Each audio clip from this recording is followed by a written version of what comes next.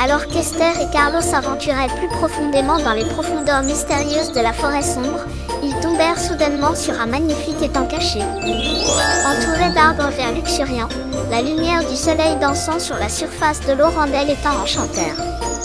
Lorsqu'Esther et Carlo découvrirent cette merveille naturelle, ils se regardèrent avec excitation, retenant leur souffle un instant.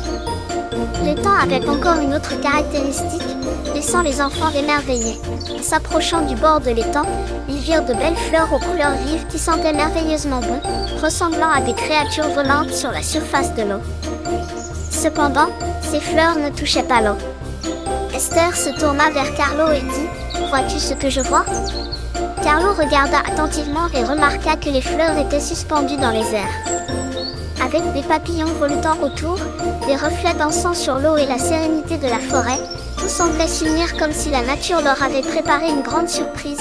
Esther s'accroupit au bord de l'eau, tendant la main vers les fleurs au-dessus de l'étang, mais elles disparurent soudainement. Carlo et Esther furent émerveillés par ce tournant des événements, mais ils étaient heureux d'avoir été témoins de tant de beauté. Lorsque les fleurs disparurent, les poissons colorés apparurent, et les enfants voulurent courir pour raconter à leurs camarades de quand cet événement magique. Ils commencèrent alors à marcher ensemble autour de l'étang. Parmi les chants des oiseaux, la douce brise et la chaleur du soleil, ils réalisèrent l'harmonie immense de la nature. À mesure qu'Esther et Carlo découvraient le côté paisible et serein de la nature, ils se regardaient avec des sourires sincères. Ils s'assirent au bord de l'étang, se reposant un moment. Écoutant les sons de la nature autour d'eux, ils savouraient le moment qu'ils partageaient. Esther dit à Carlo que la beauté de la nature prenait plus de sens lorsqu'elle était partagée. Carlo acquiesça, soulignant combien il était spécial de vivre cette découverte ensemble. Après avoir passé du temps autour de l'étang, Esther et Carlo décidèrent de retourner au campement. Cependant, ils réalisèrent à quel point cette découverte les avait affectés et comment leur admiration pour la beauté de la nature avait grandi.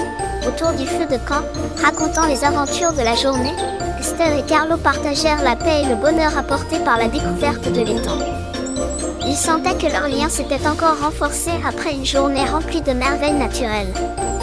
Préparés pour la prochaine aventure, ils étaient déterminés à continuer de partager ensemble les beautés et les découvertes de la nature.